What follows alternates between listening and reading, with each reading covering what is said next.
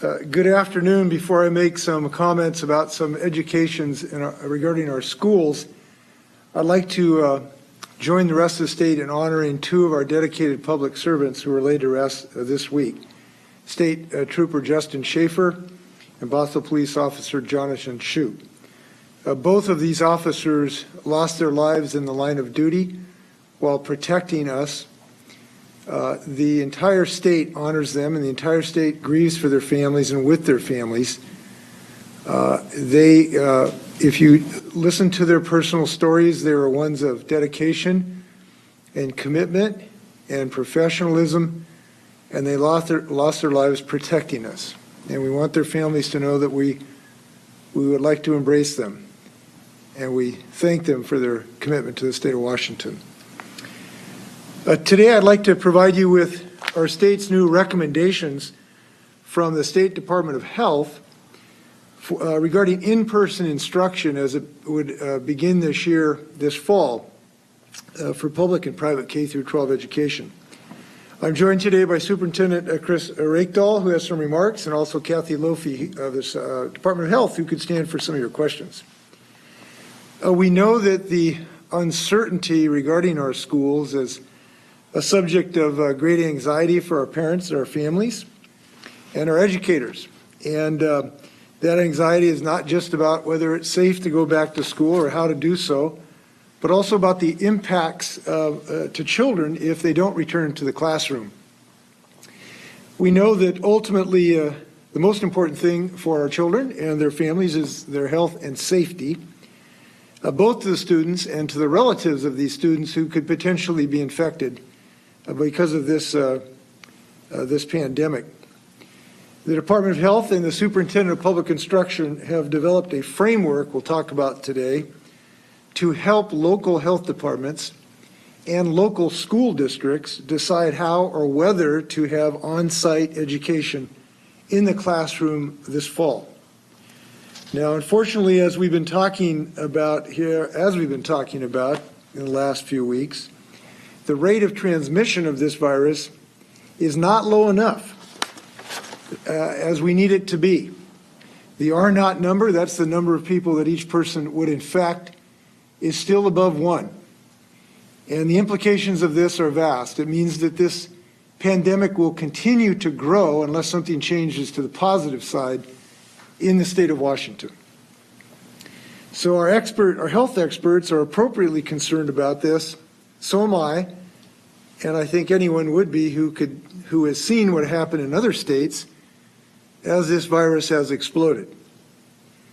And if every school district brought all of their students back for in-person instruction today, I believe we would see a real meaningful and dangerous increase in COVID activity. Now, we are chartering unknown and extremely challenging grounds, obviously, in our state and in our nation. We know this, where states or countries have tried to return back to the classroom, they essentially have all had less COVID activity in their communities than we are experiencing today. So recent school openings in Mississippi and Georgia have already seen disruption because of COVID outbreaks that immediately took off as soon as they returned to school. Israel, which had one of the lowest COVID transmission rates in the entire world, essentially lost control of the spread as it has swept through a number of their schools, requiring further school closures. And meanwhile, a recent study by public health experts in South Korea looked at COVID-19 transmission rates in the household by age groups, and they found that the 10 to 19-year-old age group spread COVID to their close contacts at rates at least similar to adults. So we know that congregate settings of any nature, including schools, have the capacity to spread this virus. So as far as our recommendations, current circumstances still allow, in our view, flexibility in schools. So we are issuing recommendations today, not actually legally binding requirements or prohibitions. But they are strong recommendations, and they are based on science. They're based on the health of our children, and based on the sure experience that we are not going to allow our state to be hammered by this virus as other states and countries have been. So, here's what we have to say. When COVID-19 infection rates are high in a given area, we are strongly recommending that school districts move mostly online or remote learning modes. This framework also serves as a strong reminder that communities simply have to continue to do all the things we've been urging everyone to do. Use facial coverings, limit mobility, practice social distancing and good hygiene. We know these practices ultimately can bring down the COVID-19 infection, and they can help ensure our students get back into the classroom. Some of the best things we can do for our students right now is not to go to parties and not wear masks, not to have congregate settings inside with a lot of people or even a few people where this infection can spread. So I hope everyone can be part of this effort to ultimately create the conditions where we will not have to consider going to new systems of education of our students. So what we've done is we've looked at very closely for the last several weeks at the epidemiological data of our state. And our framework uses this data by county and is broken down into three categories for disease transmission. And it's measured by the incidence of new cases per 100,000 students or residents that occur in some over a 2-week period. So we've basically put counties into three categories: high risk, moderate risk, and low risk. Now, it should be noted at the outset, the moderate and high risk counties unfortunately represent 25 counties. And the vast, vast majority of Washingtonian students are in these two categories. You recall that a couple weeks ago, our health experts released a report reminding us something very, very important, and that is that our schools are not islands. They both are affected by what's going on outside in the schools, and they affect greatly what happens outside of the schools by what happens inside of the schools. What happens in the community has great impact in the schools, and what happens in the schools has great impact on the communities. So here's our recommendations. In areas that have high COVID activity, and that means when there are more than 75 new cases per 100,000 residents in some over a 14-day period, schools in those counties are strongly recommended to use distance learning with the option for limited in-person instruction in smaller groups with students with the highest needs, such as students with disabilities.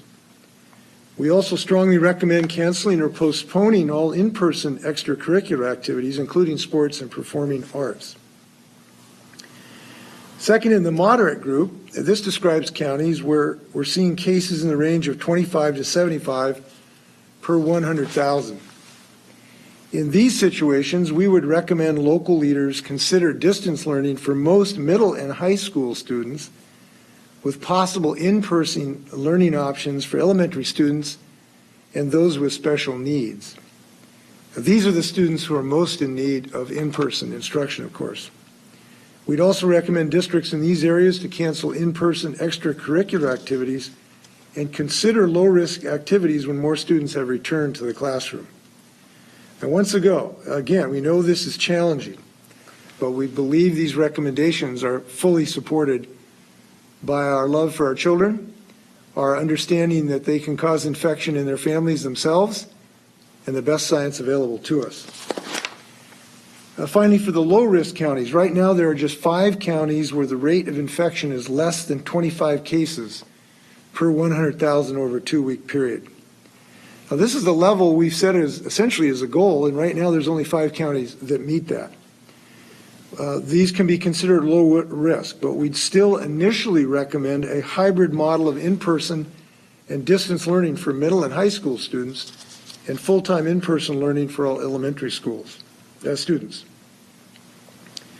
Now, we know whenever there's in-person instruction, school administrators and staff really need to ask themselves whether they can implement our state recommendation as well as the state health requirements for schools that were issued in June. And this is an important point.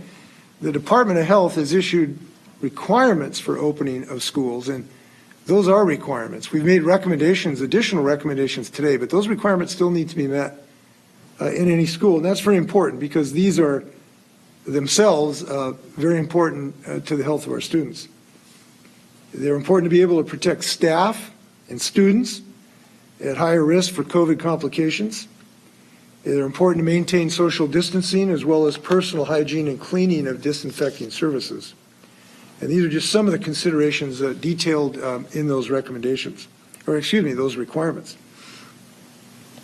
So I want to also add that no matter the current rate of transmission in a given county, both school leaders and local public health leaders need to be prepared to monitor for and to respond to suspected and confirmed cases of COVID-19. Now, there's other concerns as well, obviously, and there are many. This is a challenge for all of us. We've got to ensure access to distance learning for students in rural or underserved areas where access to high-speed internet is a challenge. To help with that, we are making an investment of millions of dollars to help low-income families buy internet plans and address other technology needs. The superintendent will discuss that in more detail. We're also making an investment of millions of dollars to help in giving our educators additional training and how to perfect these remote learning systems. We've learned a lot last spring, but we want to help educators to continue to sharpen their skills to look at these new innovative models of how to provide remote learning. Now, we know there's other factors that impact student learning even before this pandemic. We already knew that K through 12 education works best for students when the system can adapt to what different students need in order to learn. And we know that this pandemic really does create unparalleled challenges in our efforts to meet the obligation to bring equity in education. But we ought not to be any less committed to provide equity throughout our educational experience for these students. It's the right thing to do. We ought to be dedicated to it.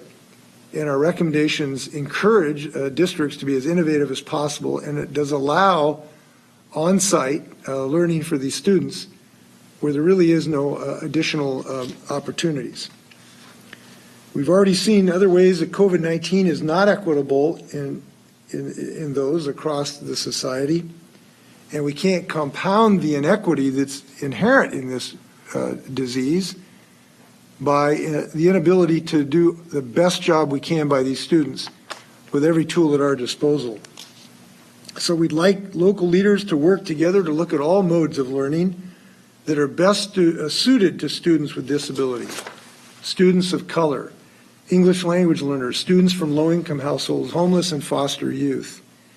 And we've learned much how to do that last spring, but we've got to continue to sharpen our skill set and broaden our access to these students. They need us, and we need to be there for them. With that, I'd like to turn this over to the superintendent, who'll talk more about the CARES Act and the like. And I want to thank him for the job he's done really trying to assimilate the different views across the state of Washington and the different circumstances. Chris. Thank you, Governor Inslee. Chris Reykdal here, State Superintendent. Really appreciate folks tuning in here to get an update on the guidance. I want to remind everyone that, as the Governor has indicated, our prior guidance that we issued in early June is very consistent with what has been presented here following the great work of the Department of Health. That guidance was about what you do once a student walks into a building or a staff or faculty member. Hand hygiene, regular cleaning of our facilities, daily screening, 6 feet of physical distancing, and face coverings. And that will still be an essential and mandatory part of any return to our buildings. What this does is it answers a question that now needs to be answered. Under what threshold, however, should districts and local health authorities be thinking about with respect to opening up facilities for learning in any sort of traditional way? When we issued our guidance, cases of COVID-19 in our state, hospitalizations, and sadly the death rate were all on a steep decline. Things were very, very good in our state. The leadership of Governor Inslee and taking early action gave us a great opportunity. What we have observed, however, since early June is certainly cases on the rise. And it has caused a lot of folks in the education system to make requests of the governor and in my office, but specifically the governor and Department of Health. What framework can you give us as we think about these contemplations to return fully in person, hybrid models, or to remain remote for the beginning of the year?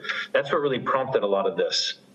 As the governor indicated, in other countries, most of them who did try school restarts had significantly lower infection rates than we observe today, certainly in the country and even in our state.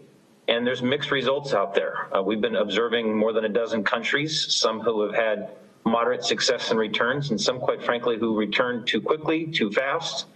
They did not have the proper elements in place and unfortunately have found themselves shutting down again.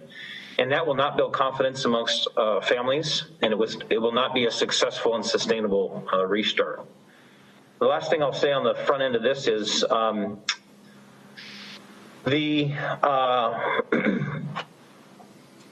the business community deserves a huge thank you here, because part of what makes this possible is we now have a state rowing in the same direction. And their mask initiative statewide has had a big impact. Opening up the economy, opening up schools, opening up our communities is a function of our shared work. And we saw great impact to that, success to that. But together, we really have to figure out a more consistent behavior pattern of our teens. I've got two of them, a 14 and 16-year-old, and we work very hard every single day to make sure they understand that really physical distancing is ideal, and if they must be engaged with others, face coverings, frequent cleaning of their hands. And so just a big thank you to the state of Washington for the work that they're doing, we're doing, and there's work to be done still. To the specific training initiatives, we want to be really effective in remote learning. We were a leading state this spring in pushing through while other states couldn't quite kind of get off the ground. We pushed through for learning, but it was challenging in many places. We've put forward $2.5 million already for training. We issued that message last week. A huge thank you to the legislature and the governor's Office of Financial Management. That money will specifically focus on limited platforms that create consistency within a school district. What we saw last spring was schools shut down across the country and students went to do remote learning. And in some cases, 3 or 4 different teachers had 3 or 4 different learning management systems. And we intend to be more efficient and more effective about that with professional learning across the state. It's available to all of our educators, our certificated teachers, our paraeducators, and others. As the governor indicated, another over $8.5 million has been released. Thanks again to the legislature and the governor's office for their work here. Our goal here is to connect tens of thousands of free and reduced price lunch families who are in a serviceable area. So they're in an area that has connectivity, but due to their family's financial limitations, they've not been able to access that kind of technology connection, and therefore it really limits their ability to access their learning. This was another thing where we listened to families and listened to community, and they said, can you make this a priority? So we will roll this out here in the next couple of weeks with lots of providers. Many of our districts are already doing this in relationship with those providers. This is the use of Federal CARES Act money. It's one-time money. Folks should not rely on this long-term, but we can connect, again, tens of thousands of families who are free and reduced price lunch eligible, who do not currently have service, and we can provide that for the entire year. So this will be a year's worth of service for those families. Our schools will come into this environment, remote learning, with daily and weekly schedules for students, families, and educators. They're obviously been doing the training to get more efficient and effective at this. We will be taking attendance regularly. Grading practices are back. We are assessing student learning. We are a long ways ahead of where we were last spring when every state in the country shut down their schools to in-person learning. We've done a lot of work here to be ready for this. We expect this to be a better experience for families and students, for those communities who make the choice to go fully remote. But nothing about this is ideal, as the governor said. The best model we have built is one that is in person, that brings community supports in place, teaches kids amazing content, but they learn from each other. They get nursing services, mental health supports, and all kinds of things. Our comprehensive in-person schools are really an amazing institution that underwrites our economy and our democracy. But we can't get to that right now if it is not safe for students and staff and their family members who are impacted by the presence of them in congregate settings. So this framework is very specific for each county to be working with their local school boards and school superintendents. The last thing I'll conclude with is a very clear understanding that many districts have already gotten to this decision because they've been working with their local health experts. And for many of them, they've said, okay, we've been listening to the science. We want a statewide framework, which the governor is delivering on here today. And then they've said, and we want some framework for when it's safe to come back. So this isn't just about not starting, but what does it mean if you start getting your cases down and we have real success this fall? What does it look like to begin a return? And I suspect Kathy will answer some of these questions, but what we observed in other countries for certain is you've got to get your case numbers down, and then you've got to have a slow return back. Perhaps it's your earliest learners first, small groups of students. Doing this in a way that is slow and strategic and allows us to monitor health conditions, and then obviously if contact tracing should be necessary, you can do that in a way that's effective. So thanks again to the governor, the Department of Health. This is a health framework consistent with what we've issued in June that should give districts a significant confidence on what it means to be low, medium, or high risk, and that should create a better partnership with their local health officials in making these determinations at the ground level. Thank you, Governor. Thanks, Chris. I look forward to your questions. First question comes from Sally with AE. Hi there, this is Sally Hull from the Associated Press. There's a lot of anger in Seattle right now because they say they're going to require kids, even young kids, to be online 8 hours a day.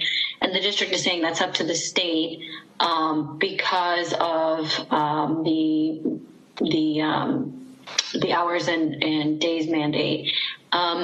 So is the state recommending that when you go remote, as you're recommending for most of the state, that it amounts to having kids online 8 hours a day? Chris, you want to address that?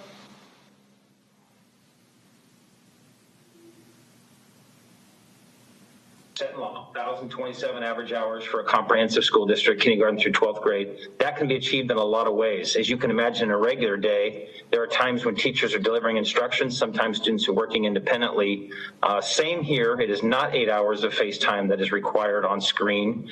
Districts are designing that on their own. Sometimes it's 3 or 4 hours. They're trying to be very reasonable and responsible about the amount of screen time, but there could be additional assignments and additional work expectations of students, even when they're not synchronous with the teacher. So our State Department of Education, State Board of Ed, has established a pretty flexible framework for what an instructional hour is, and there is no mandate or requirement that students are in front of screens for 8 hours a day. Sally, would you like to ask a follow-up? Yeah, can you also address the assessments? You mentioned that assessments are still are coming back. What does that look like? And what is the oversight that the state intends to follow for both learning standards, distribution of materials, checks for learning progress? Mm-hmm. This has always been a part of our system, and we actually have state statute that really empowers educators. We have the best teachers in the country in the state of Washington. They are effective and successful at what they do. They do formative assessment along the way. They're evaluating student learning against standards, and they're using it to guide their teaching and their practice, and that doesn't change. We have high expectations they will continue to do that. And what we're pointing out is that, unlike last year where the entire country shut down at one time, we've got a pretty good plan here to restart in an effective way, and that means students and families, I'm looking at you, you need to put in the work as you would in a traditional in-person setting, and that means also being evaluated for the work, turning in assignments, taking your quizzes and assessments and tests. That's the expectation of that, and I know our educators will do great with it. What's also complementing this in terms of your question is the federal government still requires us to do our federally mandated tests, and they suspended those last year for the whole country. They have not offered those waivers this year. So we've tried to make clear to our state that even in a remote learning environment, if nothing changes from the feds, we will be doing our Smarter Balance assessments this year under federal statute. and folks need to be prepared for that. That's a testing window that's usually winter and spring, and so we've got some time to spend thinking a little bit more about that. But at this point, the feds are not waiving that, and so that's what we also mean by we are assessing student learning this year. Next question comes from Piano, Seattle Times.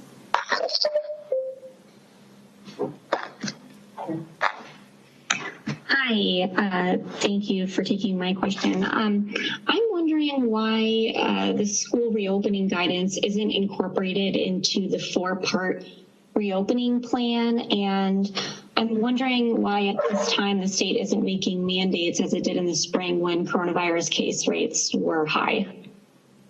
Well, to your second question, we've learned some things since the spring. We've been able to come up with some additional plans for remote learning, and we've learned some things about this virus. And we believe that this is the right approach for the state's relationship with the local school boards and the local communities for several reasons. Number one, there's been a tradition of local decision-making by local communities where school boards that are democratically elected, just like Chris and I are, they also have responsibility and options, and that this has been a traditional way of making decisions of this nature on a flexible basis. So it's consistent with what we've done in the state of Washington. Second, we think that it gives some appropriate flexibility for school district to school district. One district might have an outbreak at one end of the county, and 70 miles away they've got no cases. It does give them some flexibility in this regard. And we do have some districts with very low activity that we thought it was not necessary to actually have mandates. Third, there are so many different mixes of how to provide education. It's very difficult for the state to sort of mandate what different smorgasbord of types of remote education that you might have. So by necessity, we thought some flexibility was appropriate. Last, we've tried to make this decision at the right moment, and that means late enough to get the best, most recent epidemiological information, but early enough where it still allows local school boards to consider and make reasoned judgments based on the recommendations from our Department of Health. So for all of those reasons, we think that's the best approach for the state to help local districts. Now, the other thing is we have been asked to do this by many, many local communities, many superintendents, many parents, to provide recommendations. And so that's what we are doing. Now, could that change? Certainly it could change. But at this moment, we think it's the right way forward. I should also note that it appears to be very much consistent with the majority of the will of local communities. The large majority of the communities that have made a decision one way or another have made decisions consistent with our recommendations. So we think that this is basically on the money, on the beam of where these communities are in the state of Washington. Now, I may just want to add too, as far as this local decision making, that's how I got involved in public life, was trying to build a high school in Selah, Washington, a town of about 3,500 at that time. And it was a very local decision, and people pulled together. We hope this helps people pull together. Hannah, would you like to ask a follow-up? Could I ask Chris, would you like to add anything to that? Thank you, Governor. Only to affirm that districts definitely want a framework here, and I would argue it's because they are sometimes crossing multiple county jurisdictions, and they want their local health officials to also have a consistent framework for the way they see this. Again, there's got to be some local nuance to this, but now everyone will have a consistent framework for thinking about low, medium, and high risk. Basically, I think we're going to get what we would recommend, even without making this a requirement. Just to cut to the chase here, because the vast majority of districts that we think are heading in this direction. So this will give us a more unified approach without necessary mandates from the state. Hannah, would you like to ask a follow-up? Sure. I'm wondering if you can address the first part of my question, which is why school reopening guidance isn't incorporated into the 4-part reopening plan. I think you maybe got to part of that, but I'm wondering if you can be more specific about why schools aren't directly addressed in that plan. Well, I'll let Chris answer this on his view, but we just view that having a specific schools-based policy, schools have such a unique part in our lives and our families and our communities that we thought it was appropriate to have a specific policy for this particular part of our life. Now, another reason is we have an independently elected superintendent of public instruction, and it's another reason to have a specific policy just for our schools. Chris, you want to add anything? Yeah, only again, this is our state's constitutional paramount duty. And so we are hypersensitive right now to trying to figure out maximum flexibility for local boards who are charged by statute in delivering all of the local decisions about this. And so, you know, building a framework was requested by a lot of folks, but also making sure they had the ability and the nuance to do what they thought was appropriate in their community, meets the constitutional obligation, the statutory importance of our locally elected boards, but does it in a way that is not tied to the same sort of adult behaviors of the traditional phases here. It just recognizes that schools are very, very unique in our state from a learning standpoint. They underwrite the economy. They support families who work. It just needs its own set of frameworks here, and I think we have delivered something for districts that will help support their work. Kathy, did you want to add something? Yeah, no, nothing to add. Next question comes from Keith O'Connell.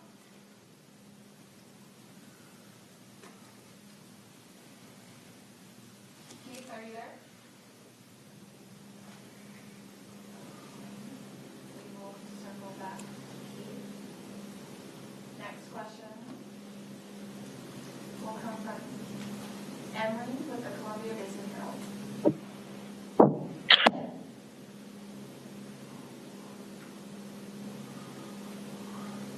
Henry, we can't hear you. Come back as well. Next question will come from Carolyn with the South Seattle Emerald. Hi, can you hear me? Yes. Okay, great.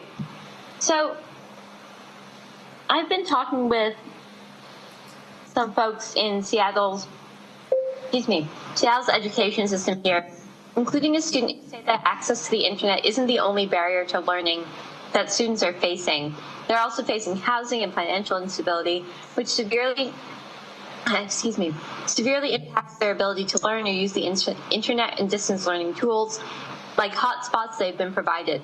Does the state have any plans in the works to work with landlords to provide permanent rent forgiveness, like not kicking the rent can down the road necessarily and allowing it to accumulate until the pandemic is over? Well, we have, as you know, extended our eviction moratorium for non-payment of rent. We think that'll help significantly. We are waiting to see if Congress will come through with further assistance for the states to see what might be in the realm of all of these things that we'd like to do, including further help for schools. And we are very, very on tenterhooks waiting for that Congress to come through. And there's a host of decisions that could be helpful or not helpful to these families, one of which is the extension of unemployment insurance. As you know, one of the parties, the Republican Party, is resisting extension of unemployment insurance to these families. And that's very important to the group that you're talking about. So we are using our maximum efforts, and I hope everybody here will help to convince the Senate to follow the House and really help out these desperate states, communities, and families and schools. There is certainly more to be done. So I would say that we're very hopeful Congress will come through for us. It appears that there's some cracks in the wall developing in the Republican Party. I just heard this morning that Senator McConnell may be open to the extension of unemployment insurance so that these families that do have to pay rent will have further assistance. We hope that that will be the case. Carolyn, would you like to ask a follow-up? Yes, I'm sorry. Please forgive me if I misunderstood, but I don't think that's not exactly the question I asked. What I asked was if the state would be able to or has plans in the works to work with landlords to provide families rent forgiveness for the foreseeable future, and not just necessarily kick the can down the road, because extending an eviction moratorium is not the same, obviously, as providing rent forgiveness. And with bills piling up and families and parents losing their jobs and facing housing instability, even as we speak, it creates an extremely difficult environment for children to learn, from what I've been hearing directly from kids themselves. Well, as I've tried to explain, we have to know to see what Congress is going to do to determine whether we would have the financial wherewithal to make up that rental payments. At the moment, we do not, but we've got to see what Congress does to see if there's some other avenue that is open to us. Next question comes from Anna with KUOW. Yeah, hi, Anna Boyko-Iraq with KUOW. So one component that will help schools eventually go back to in-person instruction would be a robust testing and contact tracing system with local health jurisdictions. And right now those systems are facing some delays. Test results are taking some time to come back, and some local health jurisdictions are still using paper for their contact tracing system. What will it take to get those systems operating as effectively as possible, and when do you expect that to happen? Kathy, do you want to address that issue, and then I'll follow up? Sure. So first of all, in terms of the testing delays, we actually have some good news to report. We actually pulled our data yesterday of all the tests that had been received over the past week, and the turnaround times have improved quite a lot. And so we were really happy about that. There's, one national lab where we're still seeing significant delays, but, most of the labs reports, I think, on a medium, and the median turnaround time was around 2 days, which has been much improved. So we're very happy about that, because testing is really important to our public health strategy. Continuing to build capacity around the state. There are some new testing, technologies that are coming out that we're really excited about, including some home tests that we're hoping to incorporate into our strategy as well. So that strategy just continues to evolve as the technology evolves. And then in terms of contact tracing, also happy to report that we, do have about a week or two ago, implemented a new system. We call it CREST. It's our electronic system for doing our case and contact investigations. We're in the process of sort of rolling that out throughout the whole state. So definitely making some, great progress there as well.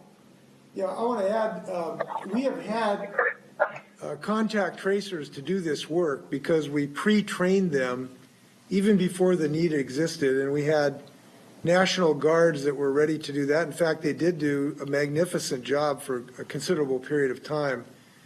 But we've brought in a contractor as well to provide some additional contact tracing assistance as the Guard rotates out.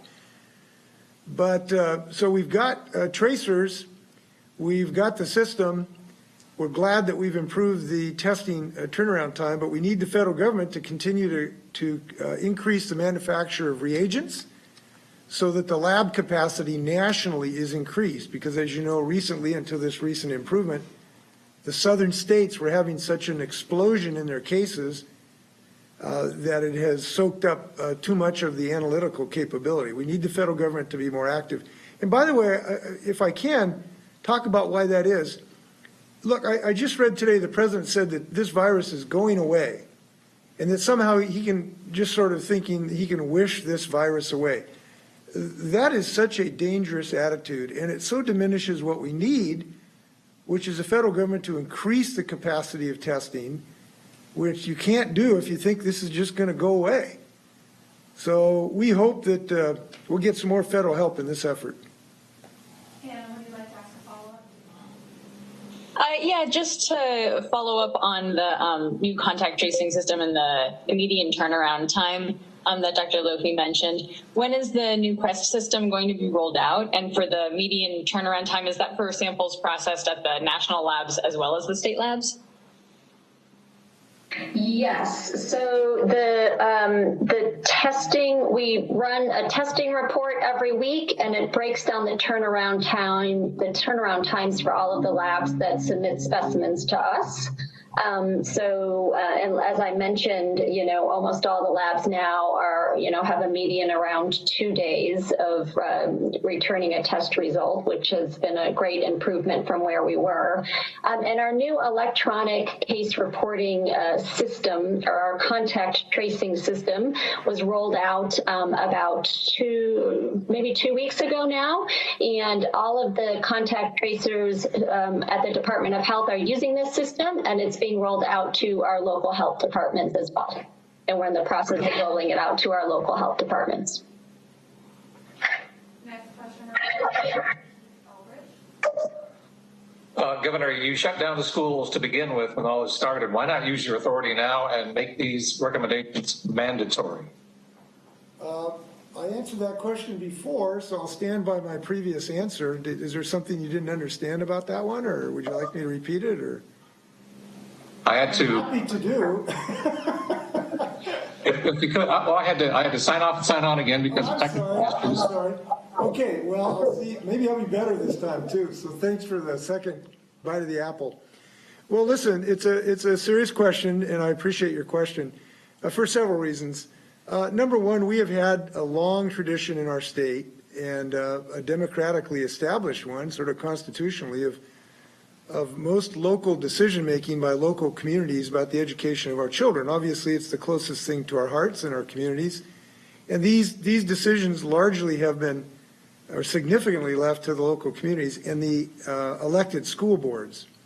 So I am not the only, and Chris is not the only elected official here. The local school boards have both opportunities and responsibilities. And we think, given the nature of this very unique situation, that it made sense to do what the state can do, which is to provide them the best epidemiological evidence and recommendations. So the second reason is because they have asked us to do it in this fashion. They've asked us to make recommendations from all over the state of Washington, and so we are doing what we've been asked by the local communities. Third, we think that there is so much variability in different communities that it makes sense to have some local decision-making on this. And the reason is, even within, towns that are 70 miles apart, you might have one with a raging epidemic and almost 0 cases in the next school district. So that one-size-fits-all sometimes is very difficult to apply. And also the nature of the infections can be very different. So you might have a community that has very little infections except in one little congregate setting, in one packing house or in one housing facility. So for all of those reasons, we thought that was the best approach.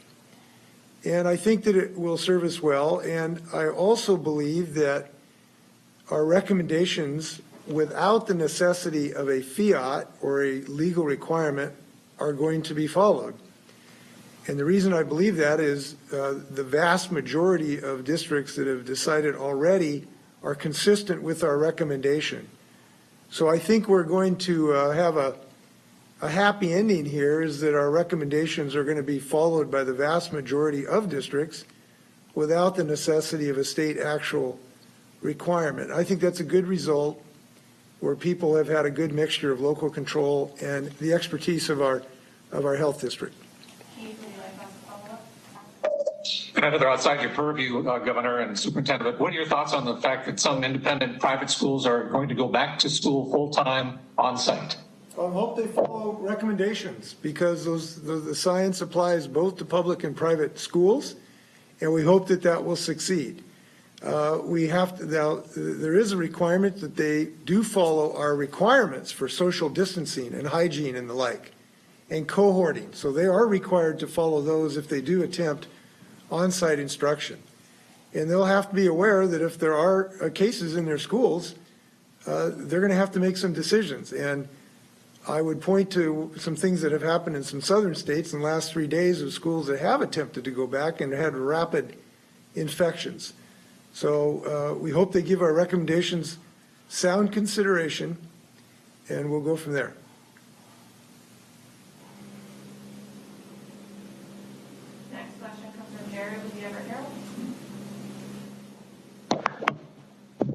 Governor, I can make sure. Just to follow up on the private schools, are you prepared to take action if a private school opens in a high-risk area? If they do what you've just described, it sounds like you're prepared to mandate their closure. Well, to start with, I want to make sure that there's clarity about this. We have already imposed certain requirements on all schools, including private schools. So they are required to maintain adequate social distancing of their students. And if they cannot do that because they have too many children in a classroom and not enough square footage, they cannot open legally. So there is a legal requirement on private schools.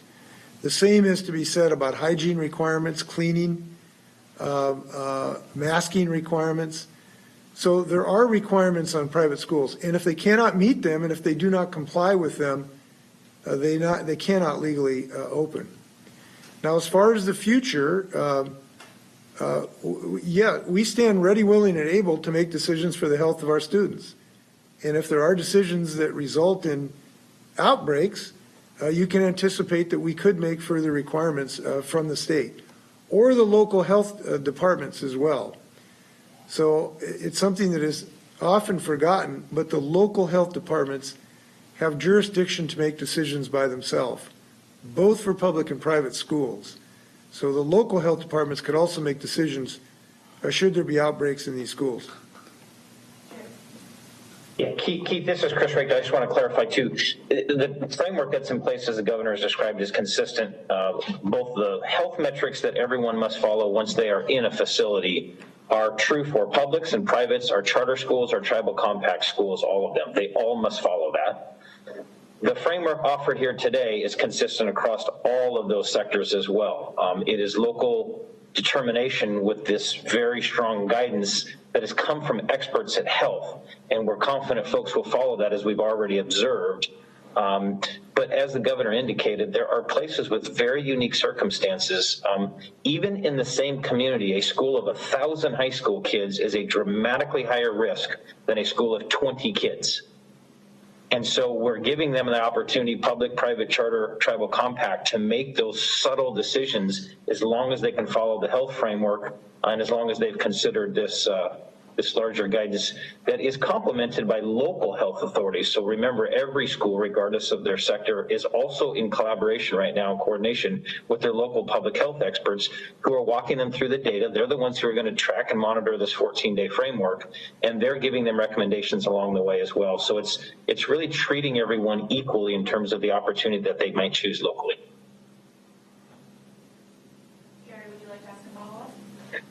Sure. Do community colleges and universities, is there a framework in the works for them, or are you comfortable and let them make their decisions? We haven't proposed one to date, and I think they're making pretty good decisions to date. So I can't tell you whether we would propose another one. We certainly have not to date. Next question comes from Laurel with the spokesman review.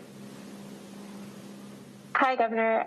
Are you concerned at all that by allowing local districts to decide on their own that we might start to see outbreaks if they choose to open too quickly? Sure. I mean, yes, we're all concerned about the course of this pandemic. But we also want to respect, as we've indicated, the ability to have some flexibility in their decision making. And we also believe, as I've said, that this recommendation is going to be followed, and we will be able to achieve our goal of having safer education of our children and a lack of tension between the state and local communities. And that will be a good thing. So that's why I think this course looks like it's headed to success. Laura, would you like to ask a follow-up? Yeah. What would have to happen in order for you to end up deciding to close schools again like you did in March? Is there something that you would look for to kind of make that decision at some point? Well, it would be a combination of things. Obviously, the infection pattern within that individual school but it would also be in combination of looking in what's going on in the community. Because as I've said, what is happening in the community affects the progress in the school, and what happens in the school is going to affect the progress of the community, because the infection goes both ways. And these young kids can pick up an infection from little Johnny on the playground and then go home and infect their grandparent who gets a mortal disease. So we would look at both of those. We would look at the trends that had occurred recently, and we would look at the R0 number, which is very important in our assessment, and then we'd make a judgment. And I can't tell you specific metrics because there are so many metrics we look at in combinations. And we'd have to make a case-by-case judgment in that regard. Next question comes from Glenn with Campac.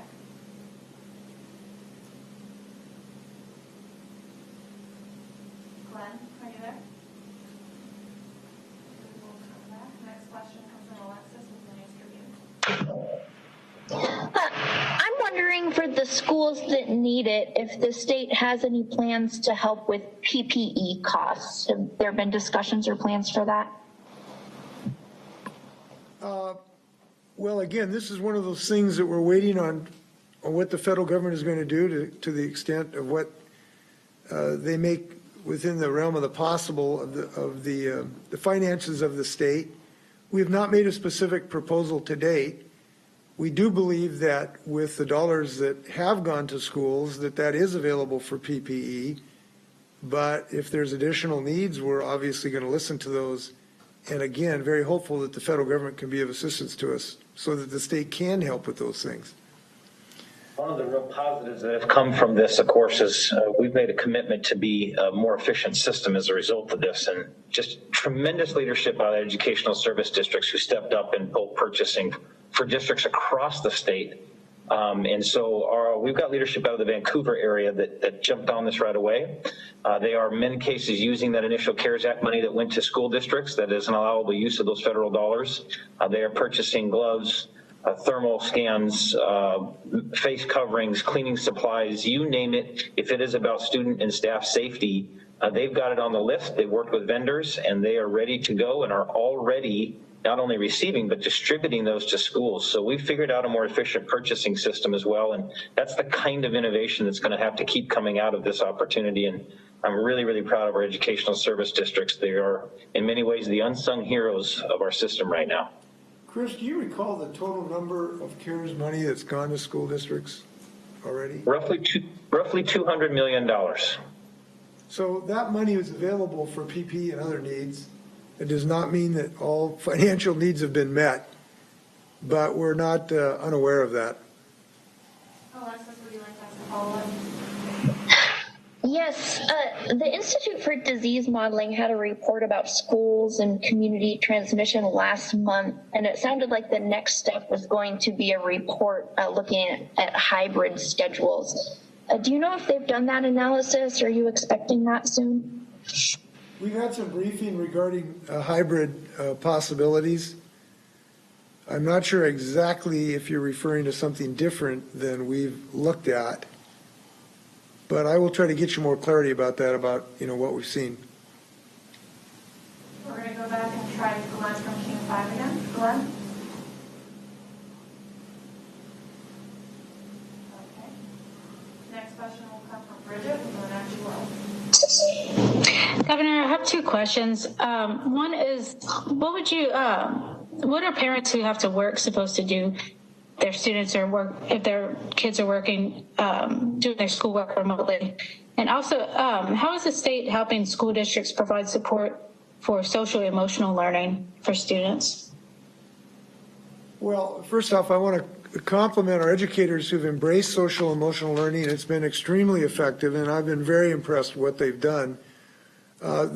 We hope that they can be creative in remotely providing some of that instruction. I believe it can be done. I've seen the incredible work educators do with young people, teaching children how conflict avoidance about, if Johnny wants the ball and Susie has it, how do they resolve it? I suspect you can actually do that remotely, and I hope that they will find a way to do that and believe that they can do that. So I'll look forward to the tremendous innovation our educators are capable about in that regard. Your question about childcare is very, very challenging, and I wish I could say that I have a magic wand to solve all of this problem. But what I can tell you that we've been searching for ways to be helpful. That's why we've made a commitment already, have expended $170 million to help parents with childcare. We've provided stability grants to providers so that providers have the fiscal ability to afford to provide childcare, and that was $29 million. We've authorized full-day care for school-age children to the tune of $14 million. We have waived co-payments through April and June, and we'll be considering future waivers for $10 million. We have an enrollment-based payment March through August of $88 million, and we've increased the rate to pay providers by $31 million. So we've put in about $170 million to help parents with these challenges. But I don't want to pretend to say that this is not going to be challenging for families. And we're going to continue to look for some potential options to help them. And it's challenging because to stand up some new childcare system, within weeks or even months is extremely difficult. But we have to weigh this risk against their children becoming sick and their children infecting their families. And the health of these children and their families has to be a priority decision. And I'm very hopeful that we will find success as we learn further lessons. Bridget, would you like to ask a follow-up? Yes. With regard to childcare, are there any of the same kind of restrictions or recommendations for childcare? And if childcare is allowed, why not face-to-face instruction? What's the difference? Well, there's difference of scale. There's a difference between 2 or 3 children and 150 children having physical interactions in a school. So that's significantly different. As far as the health requirements, Kathy, do you want to talk about requirements of our child care centers right now?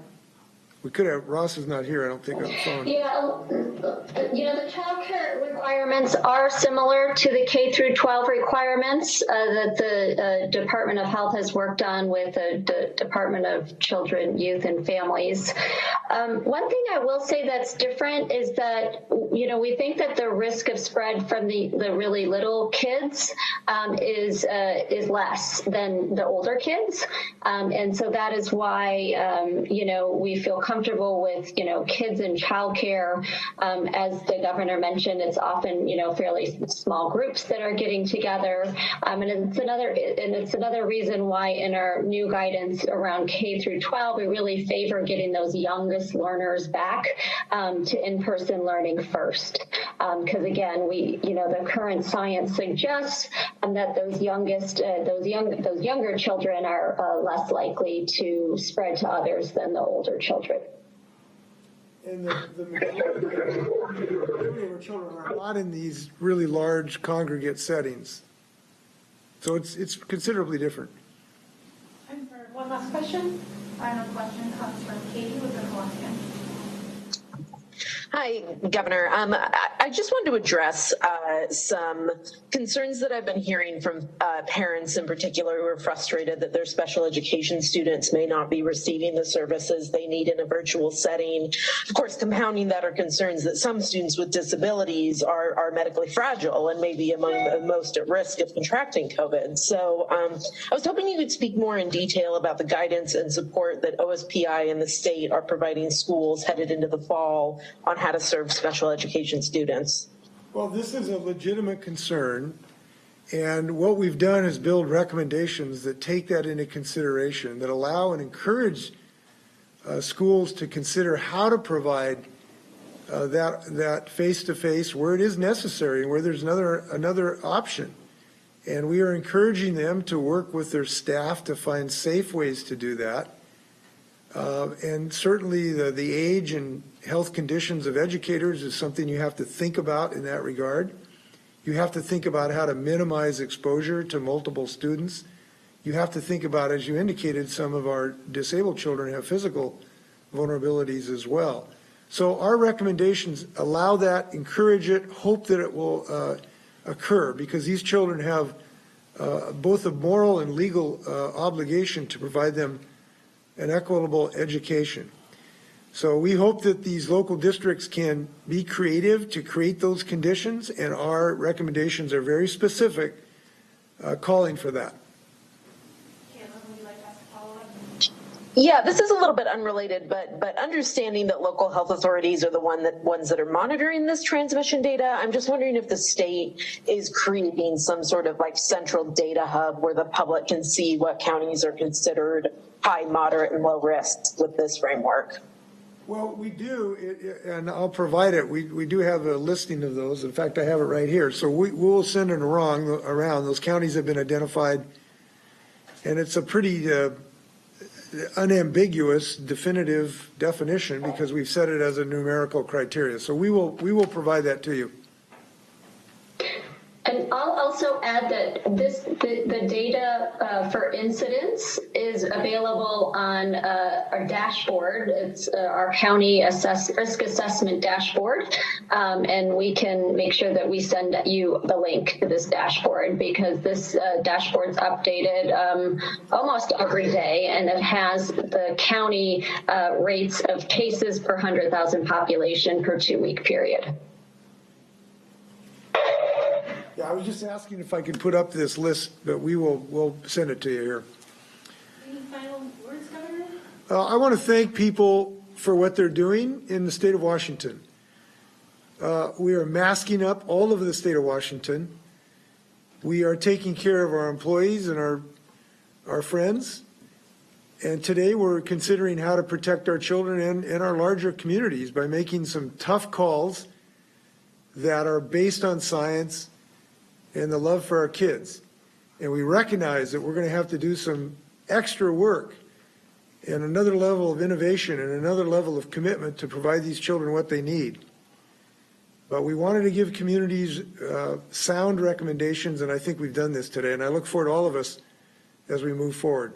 So please wash your hands, please mask up, and be well.